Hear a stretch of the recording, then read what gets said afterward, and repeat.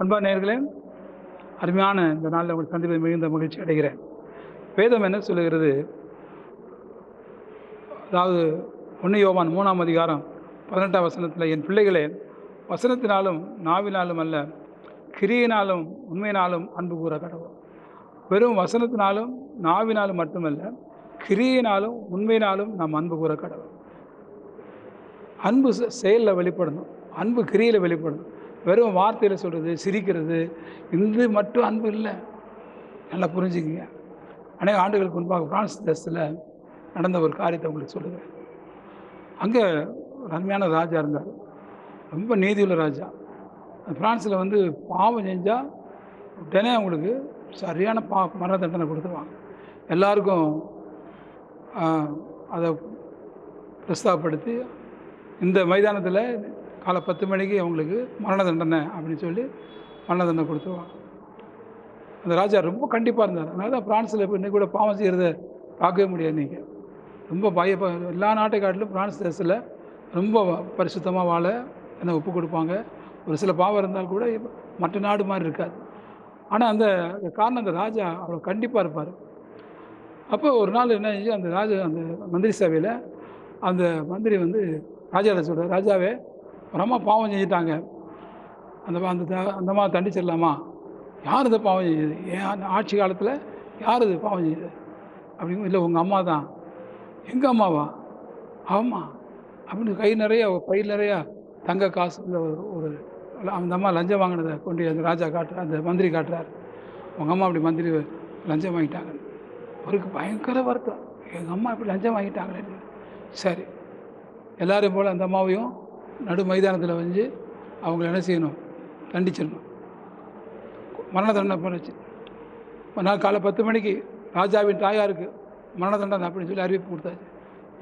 அப்பா, ஜனங்க ஏகப்பட்ட வந்து கூட்டிட்டாங்க. எல்லாம் சொல்கிறாங்க, வேணாம்மா ஐயா ராஜாவே, அம்மாவை மன்னிச்சு விட்டுருங்க, தண்டிக்க வேண்டாம். வேணும் எல்லா சட்டம் எல்லாருக்கும் சமந்தான். ராஜாவுக்கு ஒன்று சாதாரண குடிமானுக்கு இல்லை, கிடையாது. எங்கள் அம்மாவுக்கும் அந்த சட்டம் தான். வாழ்க்கை செய்ய வேண்டிய பிள்ளைகளை மறுநாள் காலை 10 மணிக்கு வந்து கூட்டிட்டாங்க. எல்லாம் கூடின உடனே அந்த அம்மாவை கொண்டு போய் நடு மைதானத்தில் படுக்க வச்சுட்டாங்க. ஒரு பெரிய மேடை, அந்த மேடையில் குப்புற படுக்க வச்சு, ரெடி 1 2 3 4 அப்படின்னு சொன்னவொன்னே டக்குனு அடி சாட்டையால் அடிப்பாங்க, சவுக்கால் 40 அடி அடிப்பாங்க. இந்த பக்கம் ஒரு போர் வீரன், இந்த பக்கம் ஒரு போர் வீரன். அடி தோல்லாம் பிச்சுட்டு வந்து சதை தனித்தனியாக போகும்.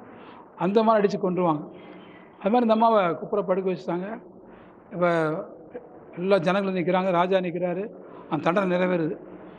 1 2 3 4 சொன்ன உடனே அடிக்க ஆரம்பிச்சிட்டாங்க. அடிக்க ஆரம்பித்த உடனே நம்ம என்ன பண்ணுவோம்? வயசான தாயார் ராஜா உடனே அந்த அம்மாவை ரொம்ப அன்புள்ளவர், அம்மாவை ரொம்ப நேசிப்பார். ஒரே ஒரு மகன் தான்.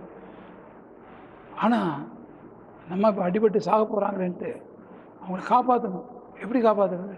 உடனே அந்த அன்புள்ள ராஜா தன் தாயை உடனே புட்டிக்கு இழுத்தெறிஞ்சிட்டு ஒரு அடி கூட மேலே பட விடாமல் அந்த இடத்த விரிவுபடுத்திட்டார். அடிக்க ஆரம்பிச்சா 40 அடி முடிவு வரையில் நிப்பாட்டக்கூடாது. போர் வீரங்க எல்லாம் கலங்குறாங்க, ஊர் மக்களே கலங்குறாங்க. ஐயோ, ராஜாவில் அடி வாங்குறாரு. சட்டம் என்னன்னா துவைக்கிட்டா முடிக்கிற வரையில் இடையில நிப்பாட்டக்கூடாது. 40 அடி இப்போ ராஜா வாங்குறாரு. தாய்க்கு பல விருப்படுத்துகிறாருமா. ஐயா கவனிங்க, தாய் மேலே உள்ள அன்பு நிமித்தமாக தாய்க்கு பதிலாக விருப்படுத்துகிறார். அடி பிச்சு அறிஞ்சாச்சு, ரத்த ஸ்பீரிட்டு போகுது, சாக போகிற நேரம். அம்மா அப்பா சொல்கிறம்மா, உங்கள் மேலே அன்பு நிமித்தமா, நீ செஞ்ச பாவத்தினால, நீ தவறுனால தண்டனை நான் ஏற்றுட்டேம்மா, நீங்கள் நீ பாவம் செய்யாதீங்க. மக்களை பார்த்து சொல்கிறார், மக்களே, நான் நீதியுள்ள ராஜா, அன்புள்ள ராஜா. உண்மைதான். அதே மாதிரி என் தாயை நான் காப்பாற்றணும். ஆனால் தண்டனையை நான் ஏற்றுக்கொள்ளணும். தண்டனையை மன்னிக்க முடியாது. என் மாவில் அன்பு நிமித்தம் தாரி வாங்கினேன். நீங்கள் இனிமேல் பாவம் செய்யக்கூடாது, இனிமேல் தவறு செய்யக்கூடாது. இனி பாவம் செய்யுங்கன்னா உங்களுக்காக அடி வாங்க ஒரு ராஜா இருக்க மாட்டார். இதுதான் நீங்கள் செஞ்ச தவறுக்கு தண்டனை. நீங்கள் ஒரு ராஜாவை இழக்கிறீங்க, தயவுசெய்து இனி பாவம் செய்யாதீங்க அப்படின்ட்டு ஊர் மக்கள் அப்படியே இறந்துட்டார். எனக்கு அருமையான உண்மையாக நடந்த ஒரு காரியம் பிரான்ஸ் தேசத்தில். நீங்கள் நல்லா கவனிங்க. அன்பு கூறுவார், தேவன் நம்ம மேல் அன்பாக இருக்கிறார். நம்ம மேல் அன்பு நிமித்தமாக அடி வாங்கினார் அவர். என் கையிலேருந்து அடி வாங்கிக்கிறேன், என் கையில் ஆணி என் கையில் என் முதுகில் சவுக்கு, என் தலையிலேருந்து அடி விட்டுட்டோம் முள்முடி. நம்ம மேல் அன்பு நிமித்தமாக அவர் எல்லாவற்றையும் ஏற்றுக்கொண்டார். என் அன்பான நேயர்களே, தயவுசெய்து நீங்கள் இனிமேல் பாவம் செய்யக்கூடாது, தவறு செய்யக்கூடாது. இனிமேல் நமக்காக அடி வாங்க இயேசு மறுபடியும் மாம்சத்தில் வரமாட்டார். இனி வரவர் நீதியுள்ள நியாயாதிபதியாக வருவார். இனி நம்ம என்ன செய்யணும்? பயத்தோடு, பக்தியோடு, அன்போடு நடந்து கொள்ளணும், பரிசுத்தமாக வாழணும், பரிசுத்தமாக வாழணும். அப்படி ஒப்பு கொடுப்பீங்களா? கட்டாயம் தேவன் உங்களை அலங்கரிப்பார், ஆசீர்வதிப்பார். வசனத்தினால் மாத்திரமல்ல, கிரியினால் அன்பு கூறுங்கள். சொல்லாமா? நல்ல பிதாவே, நான் நேயர்களுக்காக ஜெபிக்கிறையா, இதை கேட்டுக்கொண்டிருக்கிற நம்முடைய மகனை ஆசீர்வதி ராஜா. அவர்களுக்கு எந்த குறை வரக்கூடாது. அவர்களுக்காக ஆண்டவரே கல்வாரி சிலுவையில் தன்னை அர்ப்பணித்தீர் ஆண்டவர். எங்கள் மேல் அன்பு நிமித்தமாய் நாங்கள் பட வேண்டிய பாடுகள் நேரம் ஏற்றுக்கொண்டீர் ஆண்டவர்.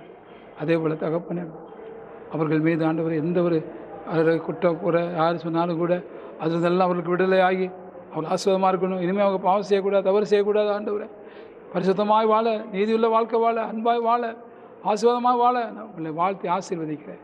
தேவன் தாமே அவர்களை அரவணைத்துக் கொள்வீராக, ஆசீர்வதிப்பீராக. இயேசுவின் நாமம் ஜெபிக்கிற நல்ல பிதாவே, ஆமென், ஆமென். கர்த்தர் பிள்ளைகளை கவலைப்படாதீங்க. ஆண்டவர் நிச்சயமாக உங்களுக்காக அவர் தாமே ஆக்கினை ஏற்றுக்கொண்டார். இனிமேலும் உங்களை காப்பாற்றுவார். இனி நீங்கள் பாவம் செய்யக்கூடாது. சரியா? தேவ